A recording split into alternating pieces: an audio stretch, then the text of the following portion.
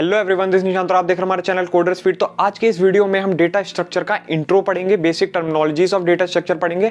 और ये हमारा लेक्चर नंबर 1 है, क्योंकि हमारा पिछला वाला लेक्चर था वो लेक्चर नंबर 0 था, बिकॉज उसमें हमने बस कोर्स का ओवरव्यू दिया था कि हम कौन कौन से टॉपिक पढ़ेंगे।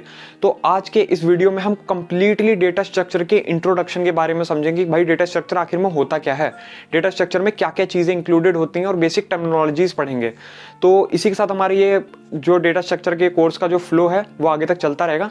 सो हेलो एवरीवन, इस वीडियो को स्टार्ट करते हैं यहीं से। तो आज हम पढ़ने वाले हैं व्हाट इज डेटा स्ट्रक्चर। तो यहाँ पे जैसे कि लिखा हुआ है कि a data structure is a particular way of storing and organizing data in a computer so that it can be use efficiently. मतलब आप डेटा स्ट्रक्चर की बात करने वाले होते हैं ना, तो डेटा स्ट्रक्चर का मतलब क्या होता है कि डेटा को एक स्ट्रक्चर्ड फॉर्म में लगाना, मतलब स्ट्रक्चर्ड फॉर्म में कहीं पर सेटअप करना।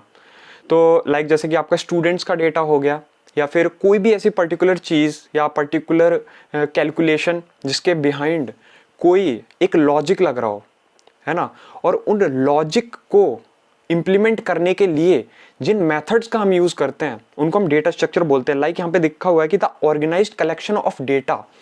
जो हमने कोई एक डेटा लिया, जैसे कि आपका फ़ोन है, तो फ़ोन में अगर आप कोई ऐप यूज़ कर रहे हैं तो उसके पीछे भी कोई ना कोई लॉजिक है, मे बी उसके पीछे भी डेटा स्ट्रक्चर्स लगे हुए होंगे। लाइक अगर आपका कोई चीज़ है, मान लीजिए जेई का एग्जाम दिया है, तो आपका जो स्कोर है उसमें आपका क्या हुआ कि एक रैंकिंग मिली स्कोर के बेसिस पे। एक आपने जनरल कैटेगरी है या कोई भी कैटेगरी है, उसमें एक स्कोर के बेसिस पे आपको रैंकिंग मिली हुई है। तो वो क्या चीज़ है, वो एक सॉर्टिंग है कि लाइक आपका स्कोर बेसिस पे। उसी तरीके से मान लीजिए आपके जो कॉलेज या स्कूल में जो आपके नाम होते हैं उनको सॉर्ट करके लगाते हैं। लाइक ए, मतलब कि जो ए वाले होते हैं उनको पहले, बी वालों को बाद में। तो ये कैसे होता है, इसके पीछे ही डेटा स्ट्रक्चर है कि जो आपका सिस्टम होता है वो ऑटोमेटिकली उनको सॉर्ट करके रख देता है, यानी कि बैकएंड में कोई ना कोई ऐसा प्रोग्राम रन कर रहा है। तो यही चीज होती है डेटा स्ट्रक्चर। वीडियो में आगे बढ़ने से पहले आप सभी के लिए बहुत इंपॉर्टेंट अपडेट है। अनअकैडमी लेके आ रहा है all India mock test series for GATE 2022। इसकी हेल्प से आपको गेट क्लियर करने में बहुत ज्यादा आसानी होगी।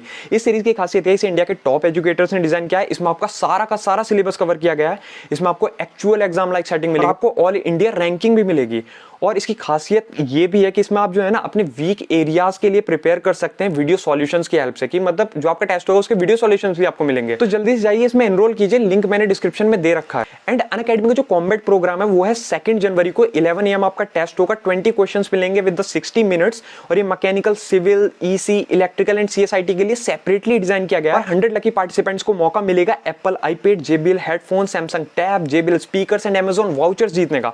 और आप जीत सकते हैं 100% स्कॉलरशिप भी। तो लिंक मैंने डिस्क्रिप्शन में दिया है, जल्दी से जाके एनरोल कीजिए। एंड अनअकैडमी की तरफ से जो प्लस सब्सक्रिप्शन है ना गेट एंड ईएससी का, उसके ऊपर तो बहुत ही ज्यादा अच्छा ऑफर चल रहा है कि इन्होंने तो ऑलरेडी आपको 23% का डिस्काउंट कर दिया इस साल। बट अगर आप मेरा कोड NS20 डालेंगे तो आपको 10% का डिस्काउंट और एक्स्ट्रा मिलेगा। मतलब ये कोर्स इतना ज्यादा सस्ता हो जाएगा। और आपको 1 ईयर के सब्सक्रिप्शन के साथ 2 मंथ्स का सब्सक्रिप्शन और एक्स्ट्रा मिल रहा है। मतलब क्या चाहिए, इतना ज्यादा अच्छा ऑफर चल रहा है। एंड अगर आप 2 ईयर का प्लान लेते हैं तो वो तो बेस्ट से भी ज्यादा बेस्ट है, क्योंकि उसमें खासियत है कि वो सब्सक्रिप्शन और भी ज्यादा अच्छा है। आपको उसमें 4 मंथ का मिल रहा है प्लान, बट आप दोनों ही सब्सक्रिप्शन लेंगे वो आपके लिए दोनों बेस्ट मिलेंगे। एंड इसमें आप अगर आप NS20 कोड डालेंगे तो इसमें भी आपको 10% का डिस्काउंट मिलेगा। तो जल्दी से जाइए, दोनों में ही एनरोल कर लीजिए। मैं तो कह रहा हूं आप अपने दोस्तों को भी रिकमेंड कीजिए, बहुत ही ज्यादा अच्छा ऑफर है, ये ज्यादा टाइम तक नहीं टिकेगा। So please go for it. And the study of different data structure includes, मतलब कि जो अगर हम डिफरेंट डेटा स्ट्रक्चर्स, अगर हम अलग अलग डेटा स्ट्रक्चर पढ़ते हैं like array, link list, stack, Q and etcetera, तो इसमें ये बोलते हैं लॉजिकल डिस्क्रिप्शन ऑफ डेटा, यानी कि किसी भी डेटा का लॉजिकल डिस्क्रिप्शन। मतलब जैसे मैंने अभी आपको बताया ना कि कोई एक प्रोग्राम है, लाइक एडिशन का ही प्रोग्राम ले लो, तो हम कोई पर्टिकुलर 2 नंबर्स को ऐड करते हैं, तो ये एक नॉर्मल सिंपल प्रोग्राम हो गया। बट यहाँ पे क्या हुआ, अगर मान लीजिए कि आपको ट्रैवर्स करना है, जैसे कि मान लीजिए आपको क्या करना है कि पहले जो नंबर है, जो सबसे बड़ा नंबर वो पहले है असेंडिंग या डिसेंडिंग ऑर्डर में इन अ एरे। तो यहाँ पे क्या हो रहा है, आपका एरे का कंसेप्ट यूज होगा। अगर आप कोई पर्टिकुलर डिफरेंट लैंग्वेज यूज करते हैं लाइक C++ एंड जावा, तो उसके लिए एक पर्टिकुलर लाइब्रेरीज वहां पे दी गई हैं। तो अगर आपको नहीं पता तो इसके बारे में हम और डिटेल में समझेंगे जब हम धीरे धीरे इन पर्टिकुलर एरे, लिंक लिस्ट या इन सभी कंसेप्ट्स को पढ़ेंगे।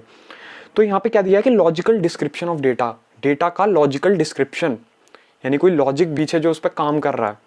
And implementation detail of a data structure, कि डेटा स्ट्रक्चर उसमें कैसे इंप्लीमेंट हुआ, कि हमने डेटा स्ट्रक्चर लगाया तो काफ़ी हद तक ये काफ़ी हेल्पफुल होते हैं। एंड अगर आप C++ की बात करें या जावा की बात करें तो पर्टिकुलर लाइब्रेरीज हैं डेटा स्ट्रक्चर को इम्प्लीमेंट करने की। मतलब कहाँ आप अगर कोई डेटा स्ट्रक्चर के पर्टिकुलर लंबा लॉजिक लिखेंगे, वहाँ पर आपका बस जस्ट एक नॉर्मल सी एक लाइब्रेरी है, एरे के लिए हो गया या मतलब STL हो गया या फिर आपने कलेक्शन हो गया। तो इन सब के बारे में हम डिटेल में बात करेंगे बाद में। फिलहाल हम क्या करते हैं, आपके बेसिक्स को क्लियर करते हैं। तो जैसे कि आपने पढ़ा था कि स्टोरिंग और ऑर्गेनाइज करना डेटा को, एंड सबसे इंपॉर्टेंट चीज़ यह है कि quantitative analysis of data structures, मतलब अगर हम डेटा स्ट्रक्चर को एनालाइज करें तो किस लिए हेल्पफुल होते हैं कि amount of memory needed to store structure, कि अगर हम डिटरमाइन करते हैं कि कितनी मेमोरी कोई भी स्ट्रक्चर, मतलब जो आपने डेटा स्ट्रक्चर बनाया है या फिर अपने कोई भी प्रोग्राम डिजाइन किया है, वो कितनी मेमोरी ले रहा है। तो जब आप कोई भी कोड लिखते हैं तो इसकी टाइम कॉम्प्लेक्सिटी, इसके बारे में भी हम बाद में बात करेंगे। ये सारी चीज़ें जो हैं वो काफ़ी अभी मिक्स हो रही हैं, क्योंकि अभी हम डेटा स्ट्रक्चर के बारे में बात कर रहे हैं। जब हम बेसिक टर्मिनोलॉजीज के बारे में बात करेंगे तो आपको डेटा स्ट्रक्चर का काफ़ी हद तक आइडिया लग जाएगा। अभी मैं डेटा स्ट्रक्चर समझा रहा हूँ कि आपको क्या है, कि मतलब एक डेटा का स्ट्रक्चर। जब आप बेसिक प्रोग्राम बनाते हैं तो वहाँ पे अलग आप सिस्टम की, हाँ भाई आपने इंट मेन लिया और आपने इंट AB लिया और उनको आपस में ऐड कर दिया, या फिर हेलो वर्ल्ड लिखा तो आपने system.out.println आपने जावा में किया और printf आपने C में कर दिया। एंड अलग अलग लैंग्वेजेस में अलग अलग सिंटैक्स होता है। तो बस वही चीज़ है।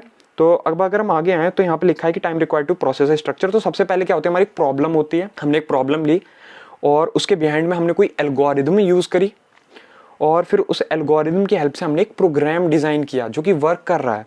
कि मतलब डायरेक्ट अगर हम एक प्रॉब्लम दे दी कि आपको 2 नंबर्स को ऐड करना है, तो आप डायरेक्ट उस प्रॉब्लम को इंप्लीमेंट करके प्रोग्राम बना सकते हैं। बस उसके लिए भी आपको एक एल्गोरिदम लिखनी पड़ेगी। एल्गोरिदम को भी हम डिटेल में समझेंगे। ये क्या होता है कि step by step theoretical representation, मतलब कि आप पर्टिकुलरली क्या करते हैं, ये इजी बना देता है प्रॉब्लम सॉल्विंग को।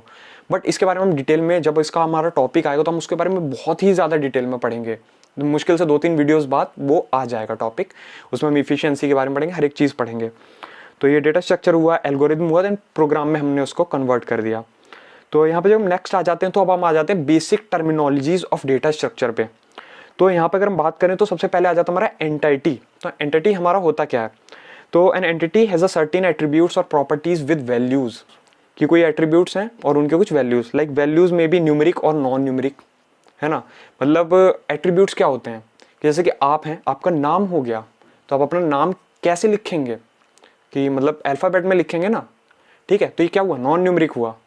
और अगर आपसे आपका रोल नंबर पूछ लिया जाए तो आप नंबर में बताएंगे, तो ये क्या हुआ, न्यूमेरिक हुआ।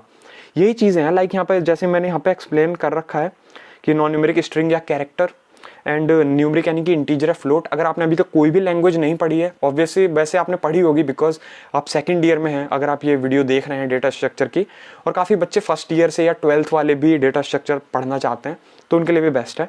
तो यहाँ पे रोल नंबर लिखा है यानी कि न्यूमेरिक वैल्यू है, नेम आपका नॉन न्यूमेरिक वैल्यू है, एज आपका ये भी न्यूमेरिक है, एंड मार्क्स ये भी न्यूमेरिक है because these are the numbers. And अगर आप फील्ड की बात करें, फील्ड क्या होता है, field is used to represent the attribute of a entity, entity के एट्रीब्यूट्स को दिखाना, ठीक है, कि क्या है एट्रीब्यूट्स। मतलब देखो ना, जैसे कि यहाँ पे हमारा क्या है कि student roll number is a field, student का रोल नंबर है वो फील्ड है ना। Age, name, marks are the different fields. मतलब अगर आप मान लो कोई टेबल बनाया है, ठीक है, तो उसमें क्या है कि आपकी एज वाली एक लाइन होगी, आपकी एक नेम वाली लाइन होगी, मार्क्स वाली लाइन होगी, एंड और भी अलग अलग फील्ड्स होंगी कि भाई इसका नाम ये है तो इसको इतने रोल नंबर है, इसको इतने मार्क्स मिले हुए हैं। तो ये होती हैं आपकी फील्ड्स, ठीक है। तो यही हुआ कि ये अलग अलग टाइप की फील्ड्स हैं। जैसे कि अगर आप एज हैं तो एज के नीचे आप क्या लिखेंगे, किसी की जैसे राहुल है उसकी 25 है, तो ये सारे के सारे फील्ड्स होती हैं। तो अगर हम रिकॉर्ड्स की बात करें तो it is the collection of field values of a given entity. मतलब एंटिटी आपकी क्या हुई, स्टूडेंट आपकी एंटिटी है, ठीक है, उसका name, roll number, marks and age वो उसकी फील्ड है। और जब हम इसका डेटा यहाँ पे टेबुलर फॉर्म में इसको डिजाइन कर देते हैं तो वो हो गया आपका रिकॉर्ड, ठीक है। मान लीजिए नेम जो है वो फील्ड है, रोल नंबर जो है फील्ड है, मार्क्स जो है फील्ड है, एज जो है फील्ड है। जब भी कंबाइंड होकर टेबुलर फॉर्म में आ जाते हैं तो हम इसको बोलते हैं रिकॉर्ड। ऑब्वियसली बात है, जब आप क्लास में रहते होंगे तो आपने देखा होगा कि रिकॉर्ड्स वगैरह बनाते हैं टीचर्स, तो अब तो डेटाबेस पे सारा का सारा काम होता है, तो बस उसी हिसाब से ये रिकॉर्ड्स हैं। तो ये बेसिक टर्मिनोलॉजीज हैं, आप इसको डिटेल में पढ़िए। ये क्वेश्चन आपका करीबन, अगर अब तो 5 नंबर क्वेश्चन आते नहीं, ये 2 नंबर का क्वेश्चन आएगा, ज़्यादा बड़ा क्वेश्चन नहीं आएगा, बट एक और तरीके से क्वेश्चन बन सकता है कि आपको दे दिया कि what is data structure and explain the basic terminologies and types of data structure भी, फिर आपको ये 10 नंबर का क्वेश्चन बन सकता है। बहुत हाई चांसेस रहते हैं, बट ये 50-50 वाला केस है। तो बट ये वीडियो बहुत ज़्यादा इंपॉर्टेंट है अगर आपको बेसिक्स अपने क्लियर करने हैं। तो अगर हम फाइल की बात करें तो file is the collection of records of the entity in the given entity set, कि मतलब कि ये रिकॉर्ड्स का कलेक्शन है, रिकॉर्ड्स का कलेक्शन, जैसे कि name, roll number, marks, age. तो ऐसे ही हमारे पास बहुत सारे रिकॉर्ड्स हैं, ठीक है, बहुत सारे रिकॉर्ड्स हैं। लाइक ए का हो गया, सेक्शन ए का हो गया, सेक्शन बी का हो गया, सेक्शन सी का हो गया, फिर हमने उसके मिक्स करके एक फाइल बनाई, ठीक है। File is the collection of records of the entity, records of the entity in the given entity set, ठीक है। रिकॉर्ड्स ऑफ द एंटिटी, जो एंटिटी हैं उनके रिकॉर्ड्स को रखना। जैसे कि अब मान लीजिए उसमें हमने क्या किया, सिर्फ एक राहुल, राकेश, इन सब का सारा हम डेटा रख रहे हैं। तो a file contain records of students of the particular class, जो है हर एक पर्टिकुलर क्लास की एक अलग अलग फाइल बनी होती है, ठीक है। और अगर हम यहाँ पे बात करें प्राइमरी की, ठीक है, तो यहाँ पे हमारा क्या होता है कि हमारा पर्टिकुलर लिखा हुआ roll number, class and name वगैरह सब कुछ। तो इसमें क्या बोल रहा है, each record in a file में contain many field items, in each record there exist field but uniquely determines the record in the file, the unique field of a record is called the primary key field. मतलब एक ऐसी field जो repeat नहीं हो सकती, जो same ही रहे, मतलब रिपीट बिल्कुल नहीं हो सकती, जो एक बंदे की सिर्फ एक ही रहेगी।